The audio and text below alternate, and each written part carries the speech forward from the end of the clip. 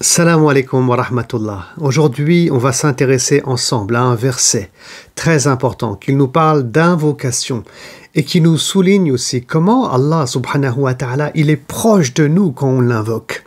C'est le verset 186 de la sourate Al-Baqarah où Allah subhanahu wa ta'ala dit « Si mes serviteurs t'interrogent à mon sujet, qu'ils sachent que je suis tout près d'eux, toujours disposé à exaucer les vœux de celui qui m'invoque.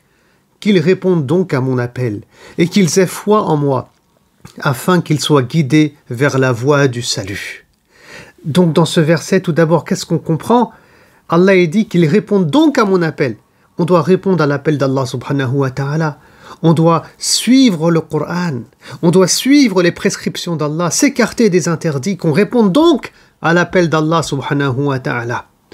Et qu'on ait foi en lui, qu'on fasse confiance en lui comme il est marqué ici dans le Coran, donc, et qu'ils aient foi en moi. Deux conditions importantes pour que Allah subhanahu wa ta'ala se tourne vers nous, pour que Allah subhanahu wa ta'ala exauce nos du'as et chacun d'entre nous a ce souhait qu'Allah il l'écoute. Sachez qu'Allah il est très proche de son serviteur, qu'Allah subhanahu wa ta'ala est très proche même de l'être humain, même si ces conditions ne sont pas respectées, car le prophète sallallahu alayhi wa sallam aussi nous dit que la dua du mazloum, c'est-à-dire l'invocation de celui qui subit une injustice, elle n'est pas rejetée. Donc ici on est dans la voie d'excellence. Dans ce verset, si on veut du poids, de la force dans nos invocations, si on veut Allah comme allié à nos côtés, alors il faut respecter donc cette soumission à Allah subhanahu wa ta'ala, suivre sa voie et avoir une foi. Mais il n'y a pas que. Il n'y a pas que comme la dua et l'invocation du mazloum, de celui qui subit une injustice, et quelle que soit sa religion, ça c'est prouvé par la sunna du prophète Mohammed sallallahu alayhi wa sallam. Mais nous, on veut l'excellence. On veut que Allah subhanahu wa ta'ala soit notre soutien dans notre vie. Par rapport à la question ici de la proximité de Dieu, quand Allah dit qu'il sache que je suis tout près d'eux. Alors Ibn Kassir, il nous raconte ici une histoire qui a eu lieu lors de l'expédition de Tabouk, où des musulmans, ils ont commencé à faire le takbir, Allahu Akbar à voix haute. Et là, le prophète sallallahu alayhi wa sallam, il les a interpellés en disant, ô fidèles, modérez-vous, vous n'invoquez ni un sourd, ni un absent, mais celui que vous invoquez est avec vous, il est entendant, il est tout proche.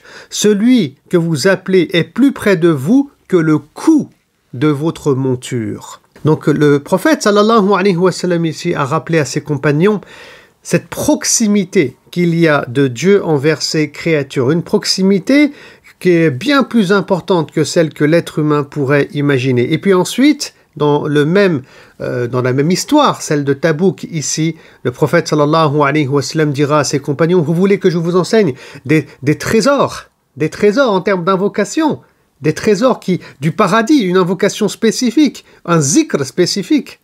Ils diront bien sûr au messager de Dieu. Et là, le prophète sallam, il va leur dire, dites la hawla wa la quwwata illa billah. La hawla wa la quwwata illa billah. Le prophète aussi, sallallahu alayhi wa sallam, il nous dit dans un hadith rapporté par Tirmizi, Dieu a honte de voir le serviteur élever les bras vers lui, le suppliant de lui accorder une faveur et de décevoir ensuite cette supplication.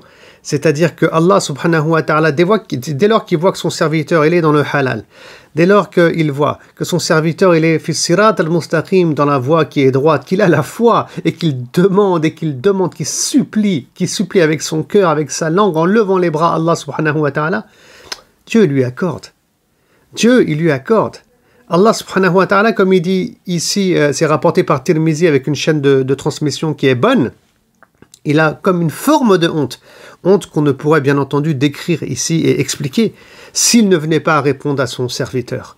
Maintenant, selon un autre hadith qui est authentique ici, tant que la demande n'est pas un péché, quand on s'entretient avec Allah et qu'on lui demande quelque chose, ou n'est pas lié à la rupture de lien de parenté, alors soit Allah subhanahu wa ta'ala accorde ce qu'on demande dans nos invocations, soit, c'est la deuxième option, il nous donnera en échange quelque chose de magnifique et d'exceptionnel au paradis, parce que vous savez, Allah, s'il le veut, il ne donne pas. car il est savant et sage. Et nous, en tant que musulmans, s'il ne nous donne pas, on doit lui faire confiance. Et on doit avoir conscience qu'en échange, il nous donnera Allah subhanahu wa ta'ala dans l'au-delà. Voilà, chaque. Il n'y a pas de doute dessus. Et la troisième option, c'est que si Allah ne nous donne pas ce qu'on lui demande, alors il écarte de nous un mal qui est dans la même proportion. Et donc, en conclusion, Allah subhanahu wa ta'ala est très proche de son serviteur et il entend ses du'as. Maintenant, il répond ou il répond pas. Il y a 3 possibilités possibles, comme je l'ai expliqué. Le mois du Ramadan, c'est aussi le mois où chaque jour, on a cette opportunité de faire des du'as, surtout à l'heure de l'iftar, car le prophète sallallahu alayhi wa sallam a dit, lors de la rupture du jeûne, à tout fidèle est impartie une imploration qui sera exaucée. Donc à nous d'invoquer Allah subhanahu wa ta'ala, invoquons pas n'importe quoi, demandons le paradis, demandons le firdaus, demandons à Allah subhanahu wa ta'ala qui nous écarte du feu de l'enfer, qu'on ne le voit jamais, le feu de l'enfer. Donc demandons des choses essentielles par rapport à la vie dans l'au-delà, Inch'Allah ta'ala. Demandons-lui aussi une bonne santé. Ça, c'est par rapport plutôt à la dunya. D'ailleurs, très bientôt, on verra ensemble, Inch'Allah, la dua qui est aussi dans Surat al-Baqarah. Rabbana atina fid dunya hasanatan wa fil akhirati hasanatan wa qina azaban nar. Donc, on reviendra en détail sur cette thématique. Barakallahu fiikum.